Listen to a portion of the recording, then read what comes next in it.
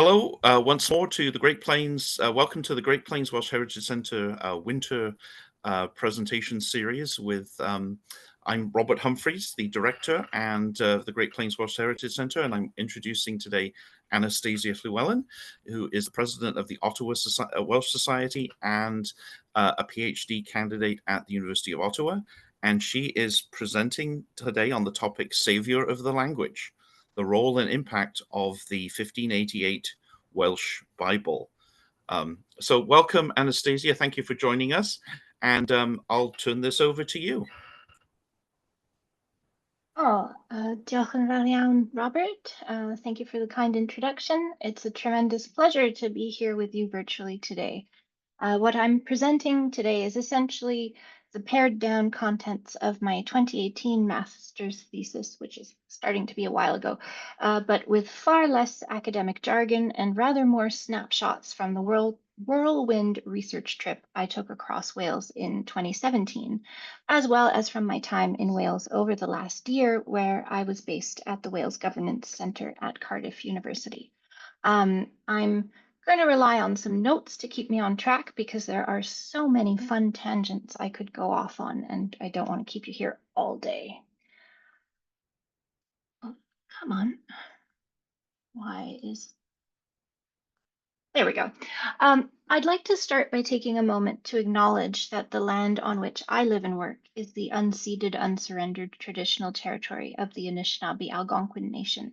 It's particularly important for me personally to acknowledge and honor the Indigenous people on whose traditional land we're gathered, given that my research is all about reclaiming one of my own ancestral languages and cultures, which continues to be threatened by colonialism, although a different flavor thereof. In any case, I don't think that we can do work from an anti-colonial perspective without acknowledging the colonialism of which we are a part. I'm going to talk about the 1588 Welsh Bible and its cultural, political, and religious context and impact. Almost as soon as one becomes interested in the Welsh language, one becomes aware that it's generally an accepted fact that the Welsh language saved the language. That the Welsh Bible saved the language. I'm using air quotes there. But I wanted to know more about the hows and whys, which is why there's a question mark in the title. My research indicates that the Welsh Bible was indeed vital in ensuring the continued existence of the language and further played an important role in redefining Welsh literature. This historical case study is also what led me to my doctoral research about more contemporary issues in language planning and policy in Wales. When I started my master's in translation studies at Concordia University in Montreal, I fully expected to work on a project involving the translation of 1960s music into French, like the Beatles in French in France versus in Quebec. Very different from the project I ended up taking on. In the mandatory history of translation course my first semester, we had to read the Rutledge Encyclopedia of Translation Studies entry on the British tradition. In those 15 pages, there was one paragraph about translation in Ireland, 2 sentences about translation in Scotland, and exactly 7 words devoted to translation in Wales. The poet Evan Evans something something. This struck me as odd, given that Wales is a bilingual country which takes great pride in its native language. Welsh has only been an official language since 2011, but surely it merits more than 7 words in such a prominent academic volume. That week, it happened to be my turn to summarize the course readings, and I got quite animated as I made that particular point, banging my fist down on my desk in outrage. I was not used to public speaking at that point, so that was the adrenaline getting the better of me. But it was, a genuine feeling of this is wrong. To his great credit, my professor, a specialist of post-colonial African translation and therefore quite familiar with imperialism, academic and otherwise, just chuckled and said, "I think you know what your term paper is going to be about." So I did write a term paper about the history of translation in Wales, although I quickly realized that such an endeavor required more than 15 to 20 pages. Still, 2 periods in Welsh history emerged as obvious key moments in the history of the language. First, the contemporary era, during which Welsh has gone from being banned in public life to being embraced as an official language, challenges notwithstanding. That seemed like too big a project for a master's and not entirely translation related. And that's why I'm now doing a PhD in language policy.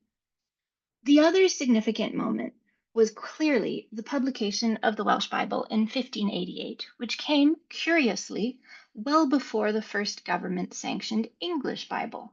We'll soon see why. The publication of the 1588 Welsh Bible came about during a time of political and social upheaval and is widely considered a major turning point in the history of the Welsh vernacular language. But why is that relevant today? Simply put, the Welsh Bible was essential to the survival and development of Welsh as it standardized, codified, and enhanced the language. From its publication in 1588 right through to the 21st century, it has had a tremendous influence on Welsh culture and society. We're talking about a minoritized language whose history continues to inform current issues. Like Welsh sociolinguist Colin Williams, I use the term minoritized rather than minority because Welsh was actually the language of the majority until the 19th century, early 20th, despite being marginalized by the powers that were. While I'm not going to go into full academic mode today, I do want to cite the professor whose class sparked this project. According to Paul Bandia, translation history must account for the power inequalities inherent in global relations by shifting attention away from the dominant metropolitan cultures to include those marginalized cultures that have been consigned to the periphery by forces of imperialism and colonization. If you're here today, chances are you're already attuned to the importance of Wales in British and world history. But the average person is not. In fact, usually my next slide is a map to show my audience where Wales even is. I'm still going to show you a map of Wales, but for a different reason. This is an overview of a 5-day research trip I took in 2017 while I was working on this master's thesis. Most of these places will pop up during my talk, and we'll come back to the fact that places with links to the Welsh Bible can be found throughout the country. So my 2018 master's thesis was entitled Saviour of the Language? The Role and Impact of the Welsh Bible, and it followed a fairly standard structure. So, the history of translation and of the development of modern vernacular languages in early modern Europe is closely tied to the dissemination of the Bible, and the case of Welsh is no exception. The 1588 Welsh Bible, which was authorized by Elizabeth I in a bid to Protestantize the Welsh, is widely considered to have ensured the survival of the Welsh language. Which brings us to my research question. To what extent did Elizabeth I's decision to order the translation of the Bible into Welsh play a long-term role in the survival of the language, and how? Did the 1588 Welsh Bible have the tremendous impact so many scholars claim it did, without necessarily backing it up? And if so, was this due to the quality of the text, or rather to simply having access to a Bible in Welsh? I set out to assess Elizabeth's choice of prioritizing religious uniformity over linguistic uniformity. Obviously, given my then limited Welsh, I was not doing a linguistic analysis of the text, which has been done, but a sociolinguistic study of the context and legacy. I'll spare you the details, but my general approach was inspired by historians of translation who view translators in terms of their position in a cultural and temporal space, and who put great value in the context from which a translator emerges. To assess the impact of the Welsh Bible, I looked at some more complicated literary theory that I won't expand on now, but which again emphasizes that a translation does not appear in a vacuum. Everything comes from somewhere. Regarding the codification and standardization of the language, as well as the ties between language and nationalism, I turned to scholars from the cognate field of language policy. The development of vernacular languages is considered to be closely linked to the development of a written language, along with fostering a sense of nationalism and nationhood. In assessing the translator's methods, I looked at modern principles of Bible translation, which are anachronistic but allow us to assess how this historical translation fits in with modern standards. So the use of scholarly source texts, scholarly judgment, intelligibility, and the incorporation of notes, introductions, and the like. For Wales, see England. If you had looked up Wales in the Encyclopedia Britannica of the 1800s, that's what you would have found. And I have fact checked this because it seemed a bit extreme, but it's true.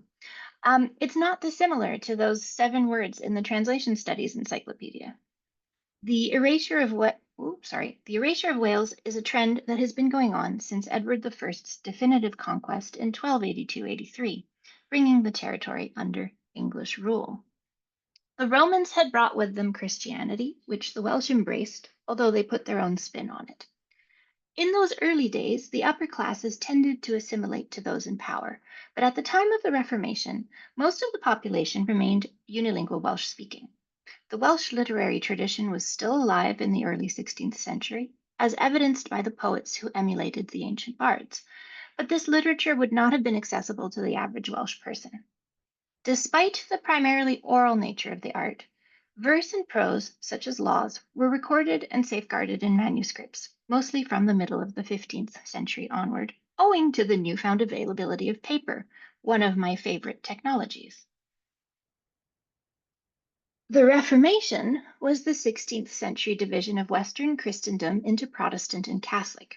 Central to this movement was the translation of the Bible into vernacular languages, many of which have since morphed into state languages. This was aided by the arrival of the printing press, another favorite technology of mine, and furthered by the Renaissance and humanist ideal of drawing on ancient sources, the original Greek and Hebrew biblical texts.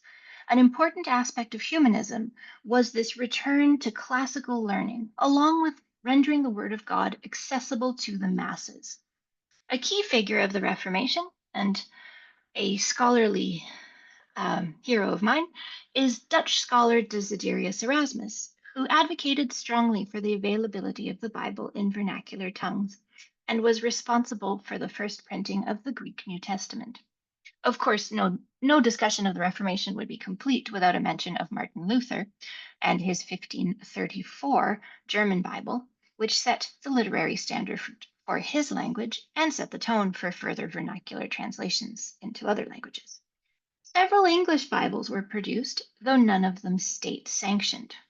And indeed, the consequences for those producing them were often quite violent.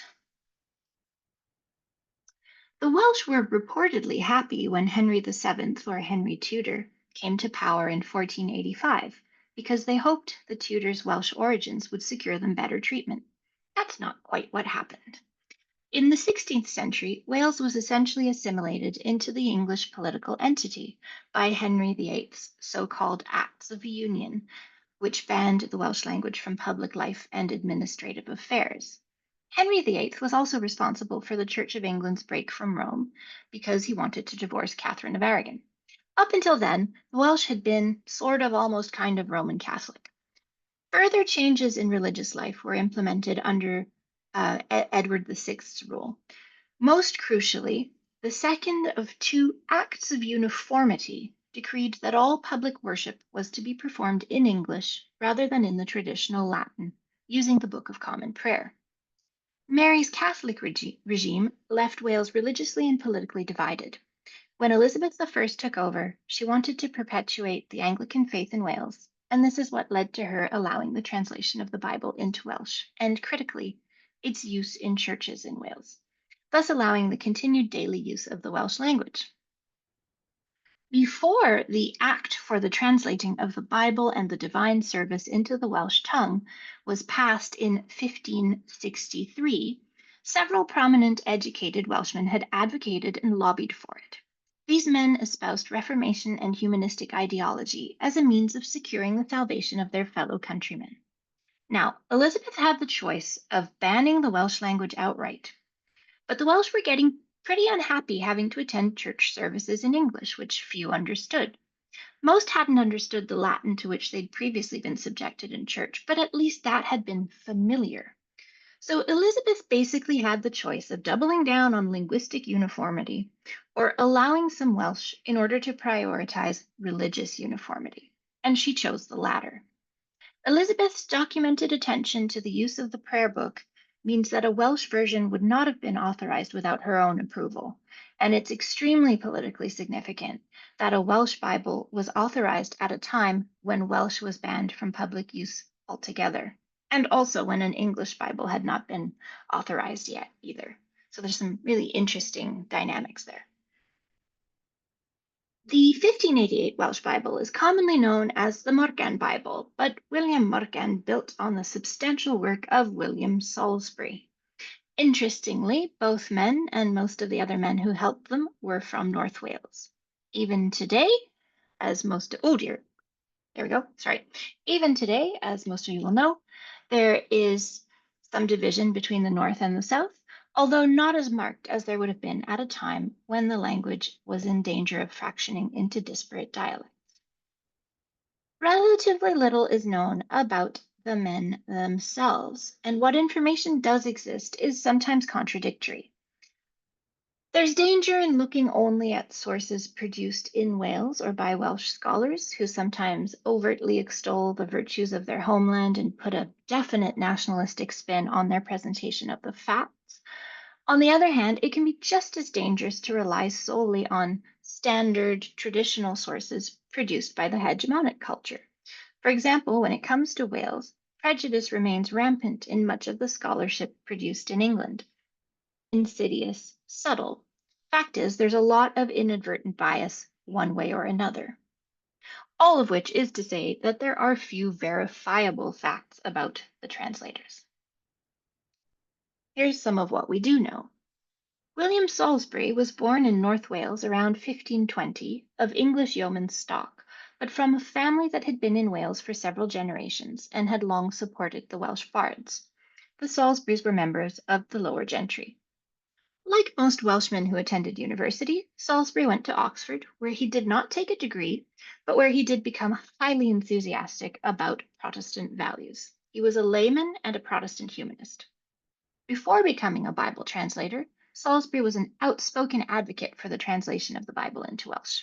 Throughout his career, he published many religious tracts, along with English and Welsh translations of everything from scientific texts to philosophy and religious works. As for the Bible, Salisbury and those who assisted him, namely Richard Davis and Thomas Hewitt, were only able to produce a translation of the New Testament and the Book of Common Prayer used for Anglican services. In order to win over their audience, they wrote prefaces addressed to the Welsh, spinning a poetic myth about the Welsh being the first true Christians. William Morgan picked up where they left off.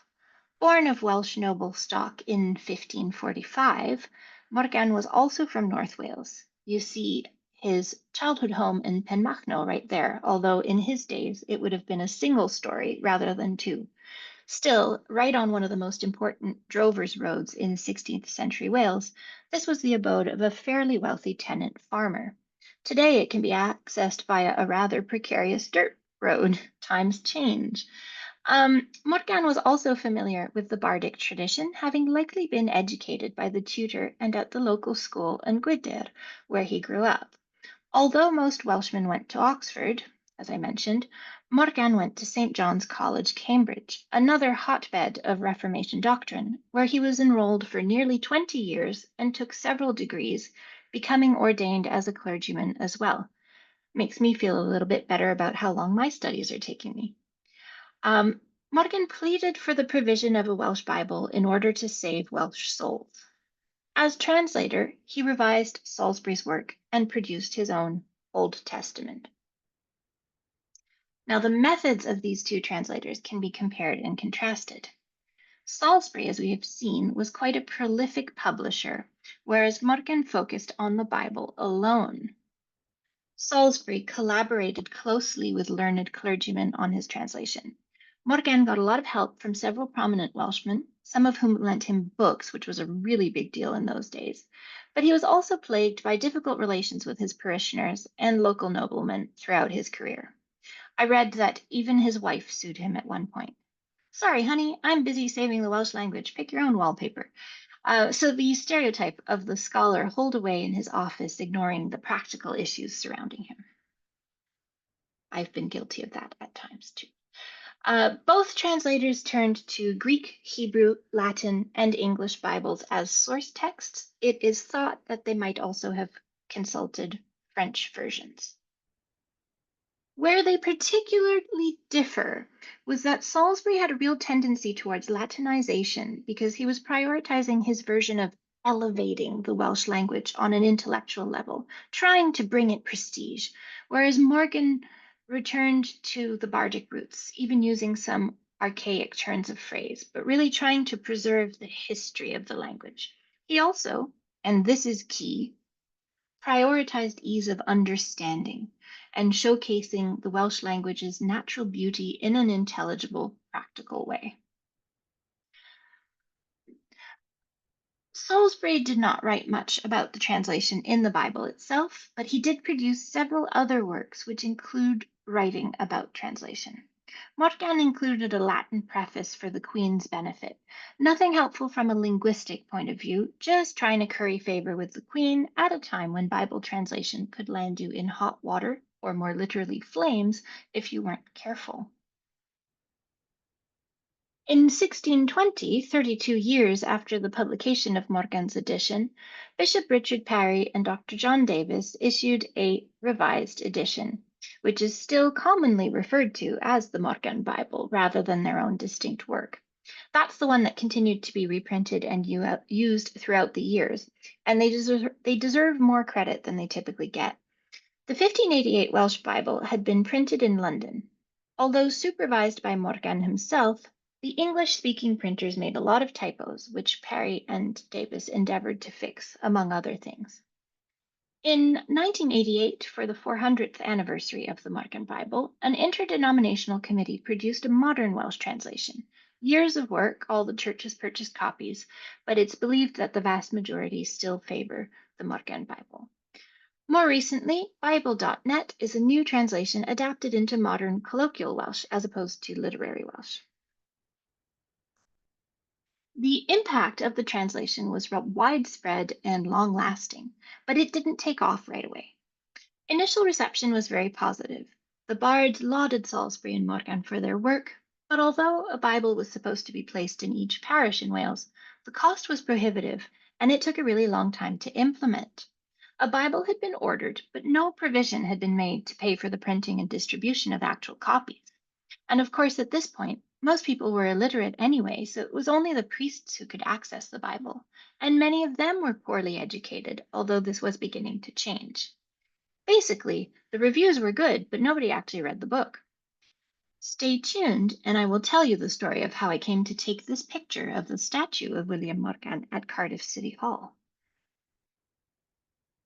Despite the initial difficulties in getting the book out, one of the great achievements of this Bible is that for the first time, the Welsh language was codified.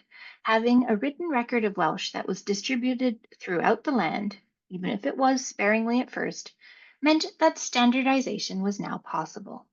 This is at a time when there were distinct dialects throughout Wales and a risk of the language fragmenting further. Over time, as the Bible became more available and as people got used to hearing it in church all the time, the text caught on. The oral nature of preaching meant that even if people were illiterate, they still heard the same thing across the country and became familiar with it. Elizabeth I made a political gamble to try to convert the Welsh to Anglicanism. You could say that during her lifetime, that gamble paid off. By the time of Elizabeth's death, most of Wales was effectively Anglican. But what is significant is that her gamble didn't play out in her favor long term, because while most of the Welsh became Protestantized fairly quickly, dissenting or nonconformist sects emerged out of Protestantism and were distinct from the Anglican faith.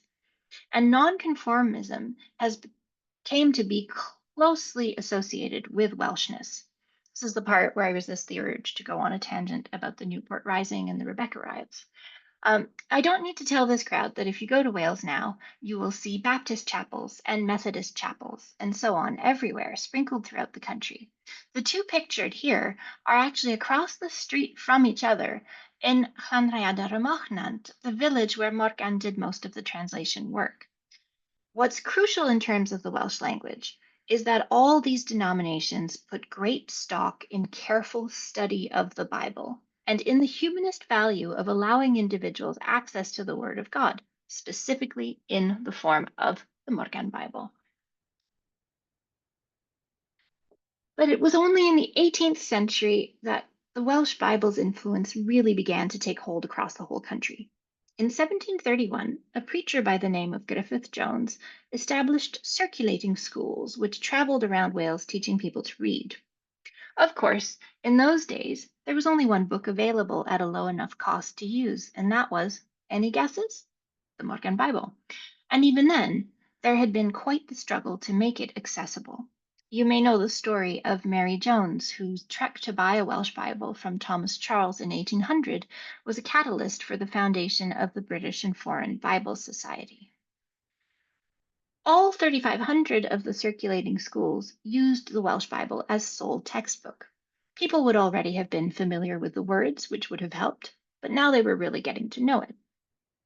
Very significantly, by the time of Jones's death in 1761, more than 200,000 learners had benefited from the circulating schools, at a time when the total population of Wales was around 450,000.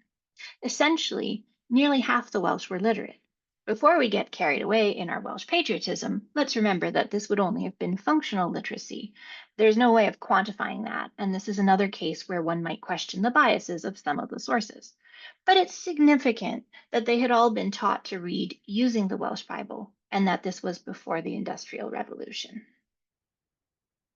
Some 170 Welsh editions of the Bible were published during the 19th century, still based on the 1588-1620 Bible.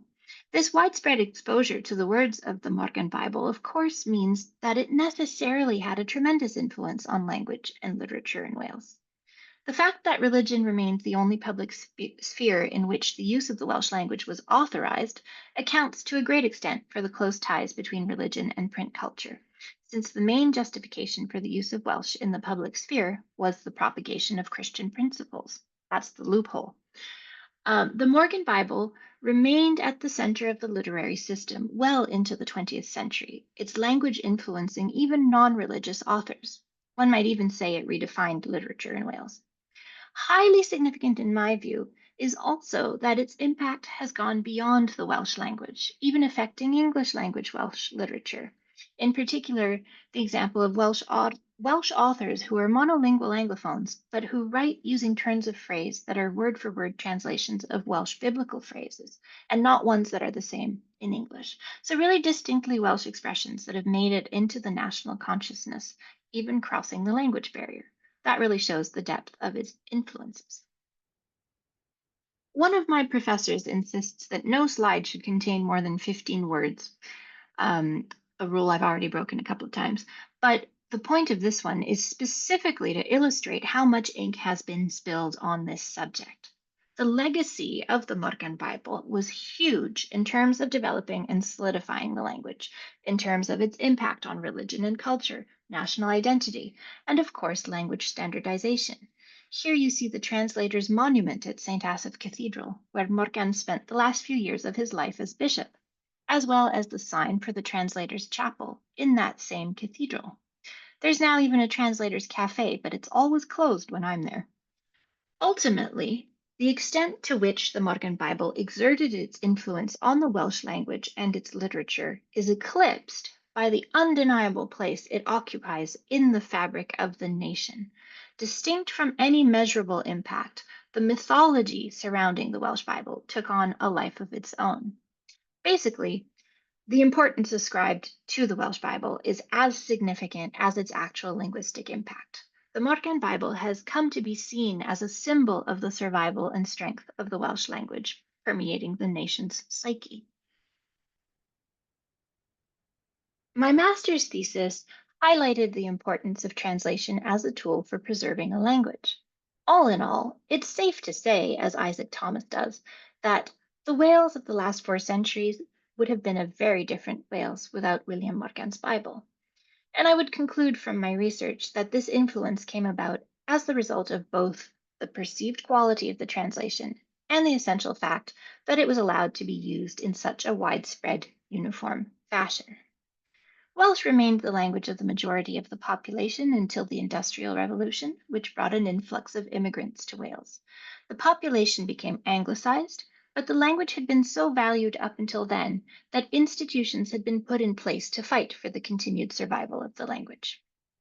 The legacy of nonconformist humanism, labor unions, and the working class culture, with their focus on publications, education, and preserving history, continued to be a major force in Welsh society.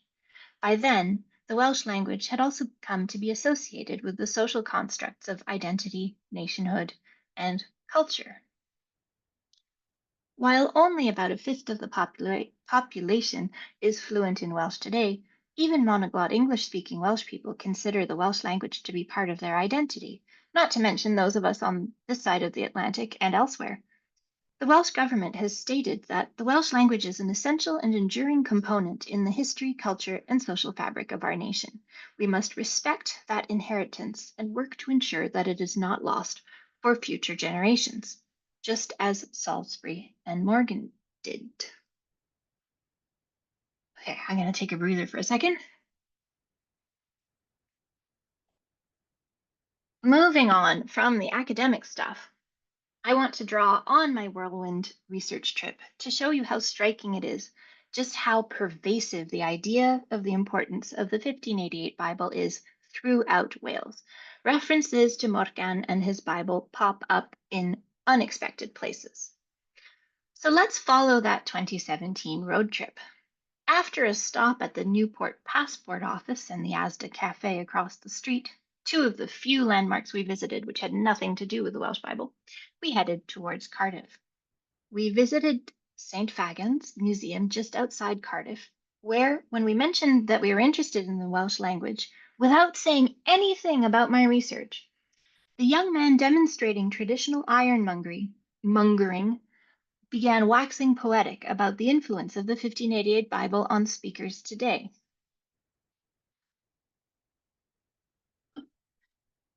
Then we headed to Llandaff, of which William Morgan was bishop, so just north of central Cardiff.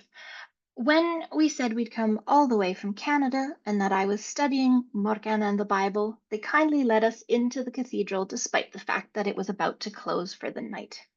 Um, I have since been back. The plaque celebrating Morgan is actually quite hard to find if you don't know what you're looking for. I visited again just under a year ago and I walked around twice before finally spotting it. Admittedly, I'd just been on a bus back from Aberystwyth in a storm, but still, it's not obviously placed. It could be more prominent. Back to the 2017 trip, the following day, I went for tea with my friend Sarah, a native of Ynys whom I first met in Montreal while she was working on a PhD about Welsh and French Canadian literature, of course, who now works for Dysgu Cymraeg. Bydbach. After that, as my parents and I were walking to the National Museum Cardiff, we realized we needed to use the loo. Well, in my experience, government buildings generally have excellent facilities, and Cardiff City Hall was no exception. Bonus, when my dad mentioned my research to the woman at the front desk, she excitedly pointed out the statue of Morgan, which happens to be right outside the ladies' room. It's part of a series of statues of Welsh heroes such as Hywel Dda and Llewellyn the Last. Once you know what to look for, you'll find traces of the Welsh Bible everywhere in Wales. Unfortunately, because of the pandemic, they closed Cardiff City Hall to the public, and they haven't reopened it. You now have to you have to have a reason to be there, which is really too bad because those statues are really worth a visit. Okay, so our journey then took us through the Welsh valleys via Penderyn Distillery, of course, and over to Aberystwyth. I spent most of a day at the National Library of Wales, not even leaving for lunch, as the cafeteria is excellent and very reasonable. For those who haven't been, the National Library of Wales is a working library with an excellent reading room open to anyone who applies for a library card, but it's also kind of a museum with fascinating exhibits. Among notable objects on display is the first Welsh book ever printed, itself religious in nature. Other than meeting my great aunt for hot chocolate in Ross-on-Sea and the requisite nod of the hat to the Royal Goat Hotel in Bethgelert, where my great grandparents honeymooned, perhaps the most important stop of the entire trip was Timawr, that is, Big House, the childhood home of Bible translator William Morgan, and now a National Trust site. Thanks to my meticulous planning, we got there about an hour before it opened, but once it did, then custodian Gedwin Edwards spent a couple of hours regaling us with lore and even unlocked the display case with an Allen key for me to hold an original 1588 Bible in my own hands. Whatever you do, don't sneeze. Um, Truly surreal experience. When I tried to buy a poster, he wouldn't let me pay for it, and that poster on which he wrote me words of encouragement for my work now holds pride of place in my office. Just let's see. Yeah, there we go. Um, so here we have just a commemorative plate and some educational material. The display has since been upgraded by the National Trust, but I haven't had the chance to see it yet. Another key place is St. Asaph, Llanelwy, of which William Morgan was bishop at the end of his life, and where one can find the aforementioned translator's monument, chapel, and cafe. I visited there again in 2019. Although I am very much an alto, my dad's cousin, whom I was staying with and who runs the cathedral choir, insisted, you're a Llewellyn, you can sing anything. So I found myself singing soprano one. That would have been fine if I hadn't then somehow ended up with a bunch of Canadians belting out Stan Rogers' Barrett's Privateers at a Globe pub in Bangor that evening.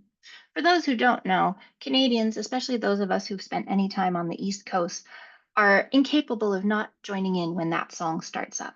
So much for the early bedtime I'd planned. I lost my voice for the better part of the week. No regrets, though. While at St. Asaph Cathedral, I did engage in my very first conversation entirely in Welsh. It was abysmal. At that point, I'd only been doing Duolingo. But the older gentleman I was talking to was so kind and encouraging, a theme within the Welsh speaking community. And I got a copy of that poster that's pictured there as well, with the little timeline of the Welsh Bible. Back to the road trip, before returning to Newport, we finally visited the all-important Llanrhaeadr y Machnad, where Morgan performed most of the actual translation work. R.S. Thomas, a significant 20th century Anglo-Welsh poet who lamented the fact that he could not speak what he called his mother tongue, wrote a beautiful tribute to the translator. I keep a copy of that on my office wall as well, my other office wall. There's a wonderful recording of the poet himself reciting his poem. For copyright purposes, I'm not going to play that, but you can look it up and find it on the internet. And fun fact, nearby waterfalls, Pistechriadr, are famous because of a painting of the falls which features tall ships. When questioned, the French painter purportedly said, I was told to paint sheeps, ships, sheeps, at least according to an old AA guidebook my grandfather gave me. Let's use this as a segue to how the Welsh Bible sometimes shows up in popular culture. A highlight of my time in Wales over the last year has been joining the Welsh Language Ukulele Orchestra. So I was quite tickled when I found that one of the pieces in their songbook is the traditional Welsh folk song Defaid William Morgan, William Morgan's Sheep, which was a hit in the 60s as well. The Welsh Bible has also inspired literature, not least a fictionalized account of the life of John Davis of the 1620 version. It's not easy reading. I'm grateful to the Welsh-speaking member of the Ottawa Welsh Society who gave me the book for warning me that even he struggled with it. So it's a one page at a time kind of thing for me. During my last week in Cardiff this summer, I wandered past the old library in the city centre, as I did most days. But I finally noticed this plaque, or finally took the time to read this stone, which mentions John Bollinger, the first librarian of the National Library of Wales, whom I know from his 1906 book about the Bible in Wales, Once you start paying attention, you'll find, admittedly tenuous, subtle references everywhere. There are a number of interesting early 20th century books concerning the Welsh Bible. There's that one, but one of them I discovered when I gave a talk similar to this one. Peter Hir's 1911 Key and Guide to Welsh was designed to help people learn Welsh using the Bible. In fact, the cover page includes the note, Textbook, the Welsh Bible. I've done enough talking, but basically, all this stuff about the Welsh Bible leads to what's going on today and what I'm studying now. My PhD project, which looks at the intersection of housing and language activism since the 1960s, has its origins in the conclusion of my master's thesis. That, at least for me, the most interesting aspect was the reverberating unintended consequences of that one political decision to allow a Welsh Bible on policy areas well beyond the scope of the 1563 Act ordering the translation. In brief, I'm trying to revolutionize the field of language policy and help figure out how to strengthen communities in order to help them thrive. A slightly more practical project than the one we've been talking about. I've been really lucky to receive financial support for this project, including from the North America Wales Foundation. If you know of any North American students studying Wales, there are some wonderful scholarships available. So, sometime in the near future, I'll be wrapping up my doctoral thesis and eager to regale you with further stories of research in Wales, not least a race against a red level windstorm from Colwyn Bay to Aberystwyth last December in order to secure an interview with a key actor in the language and housing movements. If you're interested in reading more, my thesis is available online, but I would encourage you to wait because I'm working on adapting it into a nice, manageable chapter. Thank you for your time. Diolch yn fawr iawn. And we have time for a few questions, I think. Yes, diolch yn fawr, Anastasia, for that wonderful presentation. And I don't know if anybody has any questions.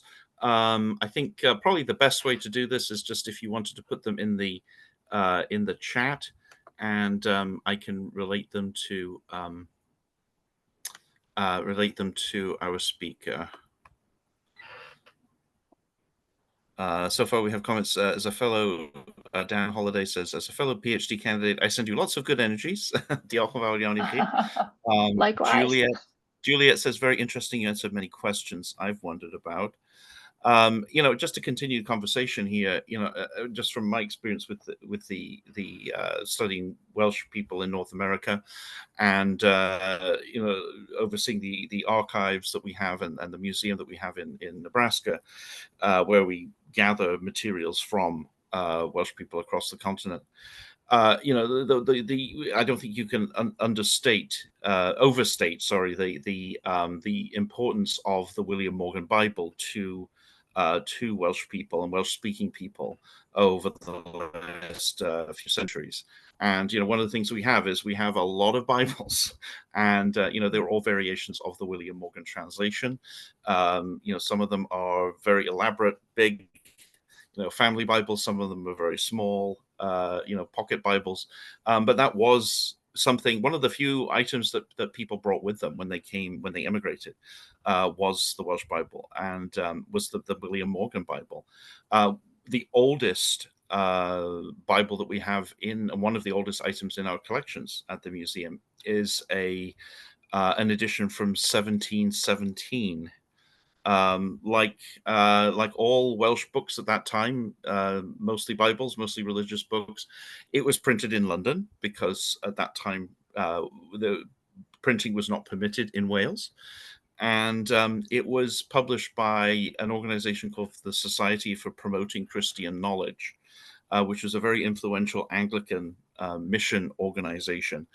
And in researching that, I found that actually one of their missions too was to provide Welsh Bibles to Welsh-speaking settlers in North America, many of whom at that time were in Pennsylvania, of course.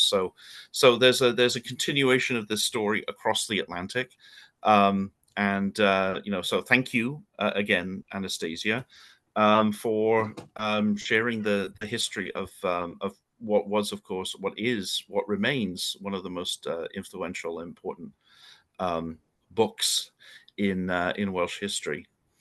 Oh, thank you very Dilys, much for the thank you very much for the invitation. It's um, that kind of goes hand in hand with what I was saying about how, to some extent, what matters the most is that it means something to people and that it's become a symbol of the survival of the language. yeah. Dilys Rana writes, can you say something about how using the Welsh Bible in Welsh Sunday schools improved literacy in Wales? Ooh, so that would be beyond my wheelhouse. The use of the Welsh Bible in the circulating schools in the 19th century, um, the kind of uh, oh dear, it's it's generally considered that basically everyone is working from the same text, and so it's also something that you've heard before, and so learning to read words that are already familiar to you will help. But that is not my area of expertise. It's a good Yeah. question, though. I do know that, again, this is from my experience of researching Welsh people in the United States. Just looking at the reports, the periodicals that the Welsh denominations in America put out. They Welsh churches and Sunday schools in immigrant communities would send reports in of what they were doing, and and you would often have uh, it was very clear that one of the activities in Welsh Sunday schools was learning Bible verses by heart. So here we have people in North America in the 19th and well into the 20th century learning, William Morgan's Bible by heart, and they would get prizes for how many, if they memorized, so many Bible verses. So again, very influential, and yeah, from an early age, it was something that I think it was very influential in helping to maintain the Welsh language in Welsh communities outside of Wales. Obviously, the Oladva in Patagonia and of course in North America. It And looks like. thinking Go ahead. about, just very quickly, thinking about the Ottawa Welsh Society, we have a range of activities, everything from going to support the Welsh rugby team, but still a huge focus is the Gymanfa Gani, the Christmas service, and the the the the religious history plays a huge part in the modern day North American Welsh community. We have a hand up there. If you can unmute yourself if you'd like to just speak your question. It wasn't so much a question as I was hoping to perhaps add a little bit to the answer. What's difficult for us to comprehend is the motivational power of this Protestant movement in Wales. We have things which were known in America, and there are distinct connections between the revivals in Wales and the revivals in America, both ways. And you have huge biblical scholars like Jonathan Edwards with their connections with Wales. You had a clamour to be given the power for individuals to study the Bible themselves. And the study was not a dry study. It was a study that engaged people, literally heart and soul. The meetings that were held were packed out. And following the several great revivals and the smaller ones, you had a huge impact on society. Society became changed. And an accidental corollary of that was the huge increase in literacy. It wasn't basic literacy. These were people who were giving themselves to a deep study and debate. And from that came out, of course, debates about all kinds of things, civic as well as moral and religious. And I haven't seen the proof of this, but I've seen it written several times, that Catherine the Great of Russia heard about the impact of the itinerant schools, which are based on the sort of the theory. It was a bit like the barefoot doctor movement in China, in that one Sunday school would teach the adults would teach the senior children would teach the little children, the adults would go on to other causes in the region, and that's how the literacy was spread.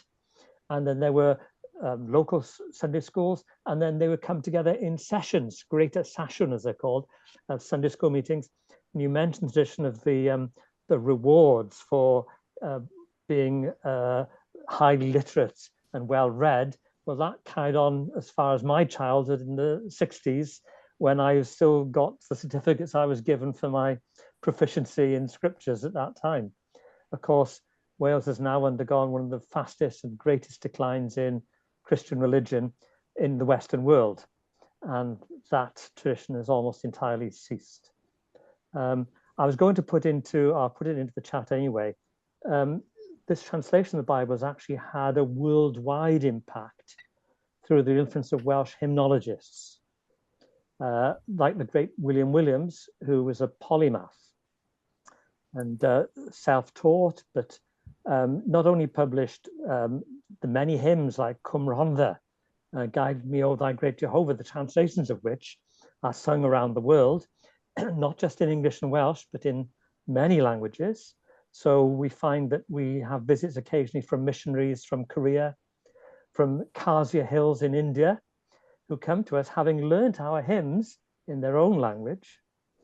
Of course, they are disappointed when they arrive here and find that religion doesn't have such a stronghold in Wales as it still does in their countries. But they are still in awe and in debt to the hundreds of Welsh missionaries that went out, of course, based their teaching on their deep knowledge of the Welsh Bible, because they were originally, they would have gone out as Welsh speakers, in the first language speakers, mother tongue speakers.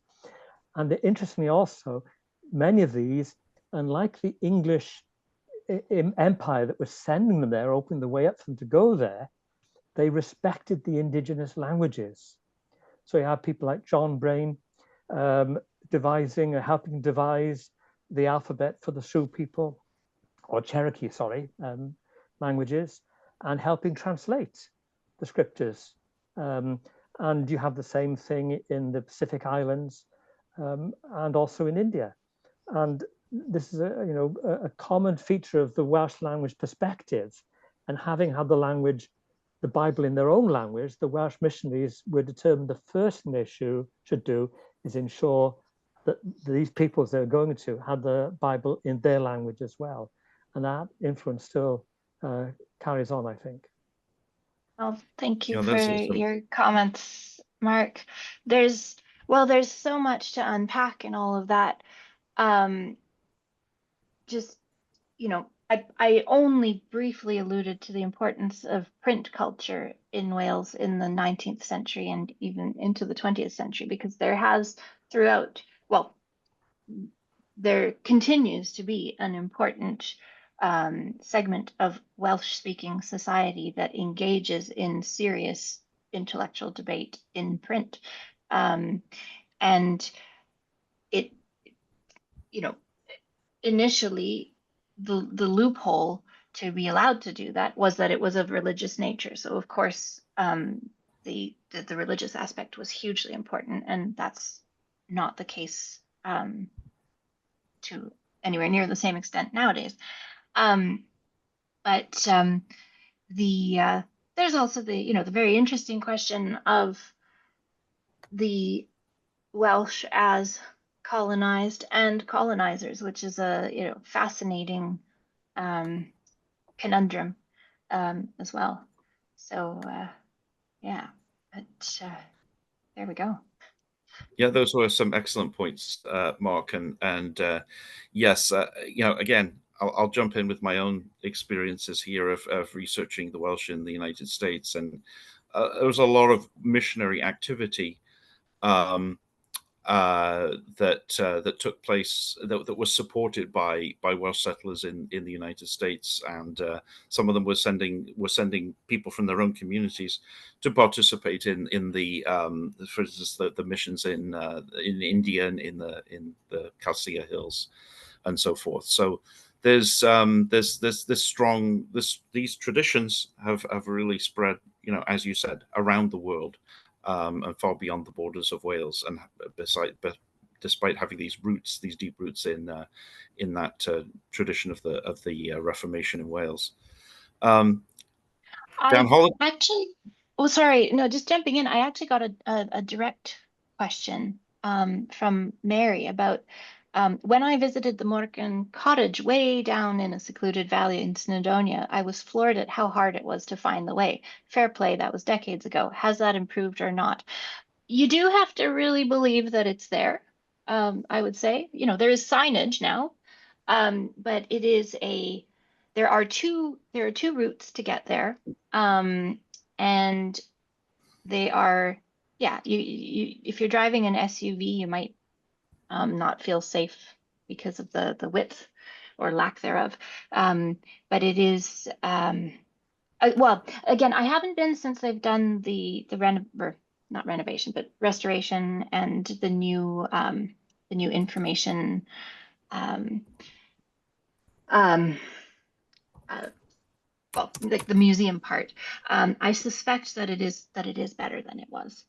And yes, and I have a question from Dan. Do you have suggestions for reading more about the Welsh as colonized and colonizers? Yes.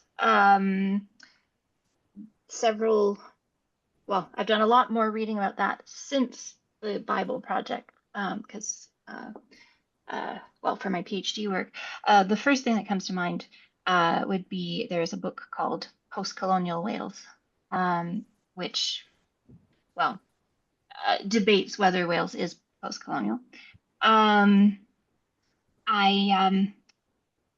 Offhand, I can't think of a lot, but I can give you my email address if you wanna get in touch. That's that. Yeah. Yeah, I was going to jump in with Lucy Taylor's recent work on the Welsh in Patagonia. The Global Politics of Welsh Patagonia is the title of her book. You can actually, it was for a while, it may still be downloadable, an open access book that you can download from the University of Wales Press for free. Check that out. Settler Colonialism from the Margins is the subhead. Yes, Jeremy Hunter's excellent work, Jerry Hunter's excellent work on Welsh involvement in the anti-slavery movement, and also he's written about he wrote a book called, it's in Welsh. I don't know if he's written any version of it in English, called Llwybrau Cenhedlaeth, which is about it's specifically about a Welsh missionary who worked with the Tsalagi or Cherokees during the time of their removal. His name was Evan Jones, and he also, you know, looks at the relationship between the Welsh and indigenous peoples, and attitudes and so forth. Another scholar who's done some interesting work is Simon Brooks. He's written a book called Hanes Cymru, meaning it's Cymry, not Hanes Cymru, Cymru. It's literally history of Welsh people, which is looking at the history of Wales as a multi-ethnic society. And there is, of course, some discussion of colonialism and the impact of Welsh people and their relations with indigenous peoples. I'm also thinking of the work of Charlotte Williams, which is it's more about Black and minority ethnic people in Wales, but there's some discussion of that part of history as well. I was just sort of staring at my bookshelf because there's a lot of stuff there, but I won't start enumerating books. One more author is Daniel G. Williams. who has done a lot of research on the relationship between Welsh. His field is sort of Welsh and African American studies, and he's really delved into the relationship between Welsh culture, African American culture, and things like, for instance, Paul Robeson, but also and the experiences of African Americans in Wales during World War II. He has a book called Black Skin Blue Books, and also Wales Unchained. Those are both in English from the University of Wales Press. Again, they also look, yes, two absolutely outstanding studies of culture and literature, and the relationships and parallels between Welsh and African American experiences, which actually is a nice segue. If so, just one more thing. Yes, journal Planet, the Welsh Internationalist, which I believe, unfortunately, the publication of that journal has come to an end. But yes, that is another excellent source for these kinds of discussions. Does anybody else have any other comments or questions?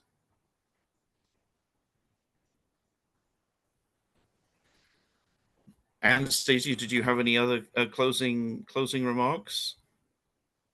Oh, well, very simply, thank you all for being here. It's a lot of fun to revisit old research rather than the stuff that I'm currently knees deep in. And it's always so encouraging to see how excited people get about the Welsh Bible and its importance, and all the really exciting tangents that we could go off on, because again, everything is connected, and it's all so interesting. So and thank you again, Robert, for the invitation.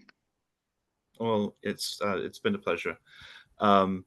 I'd like to just point out that our next presentation will be in January, Sunday, January the 11th, at 1 p.m. Central Time. And that will be Dr. Valerie Hill Jackson from Texas A&M University presenting Tiger Brides, Memories of Love and War from the GI Brides of Tiger Bay. This is our hope is to actually show her documentary film during the session, and this is about the experiences of African American soldiers and women that they married from the Tiger Bay area of Cardiff.